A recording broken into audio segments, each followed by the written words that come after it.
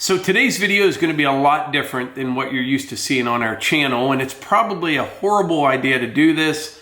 However, I've got something on my mind and I want to get it off my chest. It's probably going to upset some of you. Some of you may even get upset with me for what I'm about to share, but it is what it is. Let me start with this. Our oldest son, Hunter, everything's fine with Hunter. He is 32, 33 years old. Has autism, nonverbal. He suffers from seizures on occasion.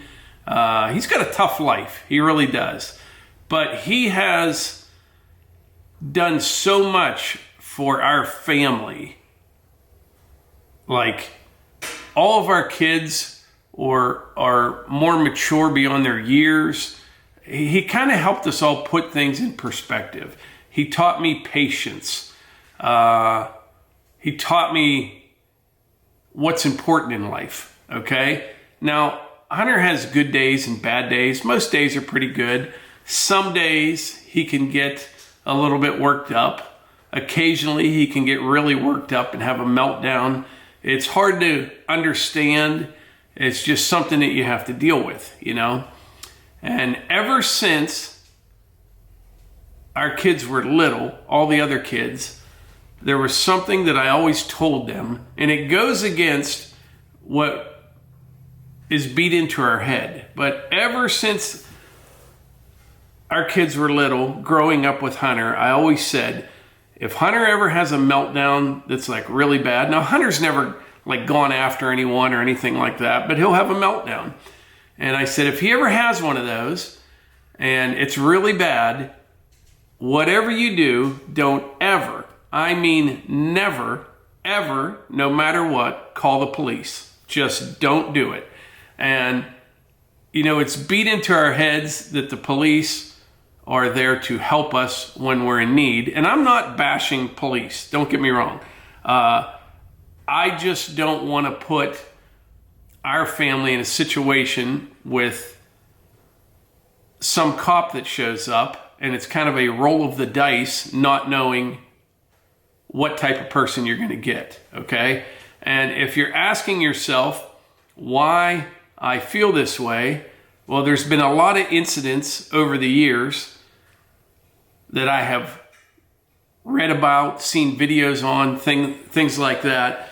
But this one out of Pocatello, Idaho, that just happened the other day, it really hit home. It did. It is just sickening. And I made the mistake of watching the video. I'm not going to show you the video.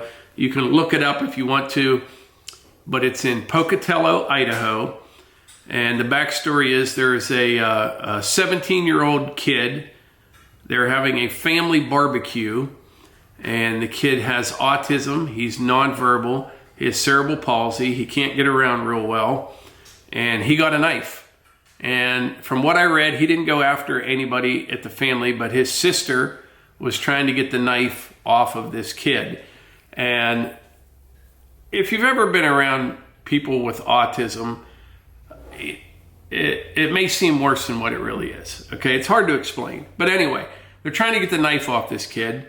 And he's sitting on the ground, and some neighbor made the mistake of calling the police, and he regrets it big time. Obviously now he thinks he's helping out, like, hey, I can call the police, they'll come out and diffuse the situation. Well, the police roll in, and within 15 seconds they shot this kid 9 times. And in the video, I'm not going to go into all the details, but the kid's sitting on the ground. The police roll up, all within 15 seconds. They line up. There's 4 cops, guns drawn, and there's a fence in between them and the 17-year-old autistic kid. I'm guessing he's 12 to 15 feet away. Well, the kid gets up slowly, his cerebral palsy, takes a couple steps towards the police. They're all screaming, you know, commands, and instantly shoot this kid 9 times, okay? And somehow he's still alive. I don't know if he's going to make it. He's in a coma. They had to amputate his leg. And I just can't imagine what that family's going through and what that neighbor that called the police is going through. Just, it was horrible to see. It was. And, you know, we can always talk about more training. The police need more training. We need more common sense, you know? It was very disturbing because I instantly think of my son Hunter, you know? And like I said, there's a lot of good cops out there. There are. And there's some that are bad. I have never been one. I never understood that, why everybody has to pick a side in every situation, you know? There's sometimes where whoever the cop's trying to arrest is definitely at fault. It's pretty obvious, or he, you know, pulled a gun on the police or something. I get that. And there's other times where I think the cop overreacts, and there's times where they're both idiots. You know what I mean? And the situation just escalates out of control. This one, they didn't ask any questions. They didn't do anything. They were in no danger. I don't care what anybody says. A 17-year-old kid with cerebral palsy and autism on the other side of a fence, that is not an immediate threat. Not by any means. I don't care what anybody says. I don't care if anyone tries to defend it. It is absolutely insane that in today's day and age, we can let things like that happen. That has to end. You know, when I go out somewhere with Hunter, this is the honest to goodness truth.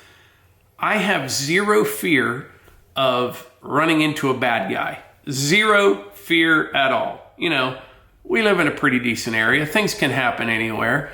I have zero fear of someone breaking into our house and doing something to our family, because I have precautions that I take myself when I'm out on the road, when I'm here at home.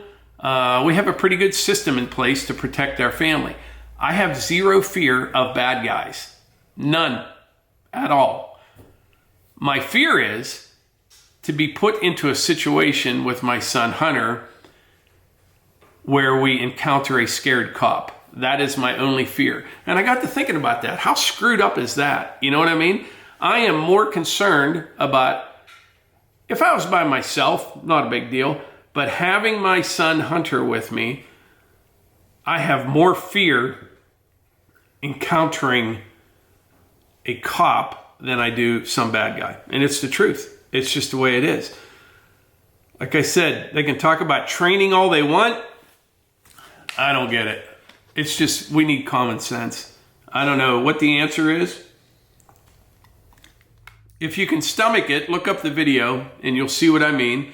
And it was very disturbing. It was. And hopefully something will change from this. I don't know. The police put out a statement. The chief of police, he kind of acted like it was just justified. You know, kid had a knife. So they were judge, jury, and attempted executioner.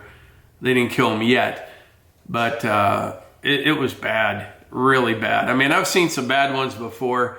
This takes the cake, though. It really does. So, anyway, I wanted to get that off my chest. I do. That is why I've always told my kids, no matter what, if Hunter's having a meltdown, you never, ever, ever call the police. Just don't do it.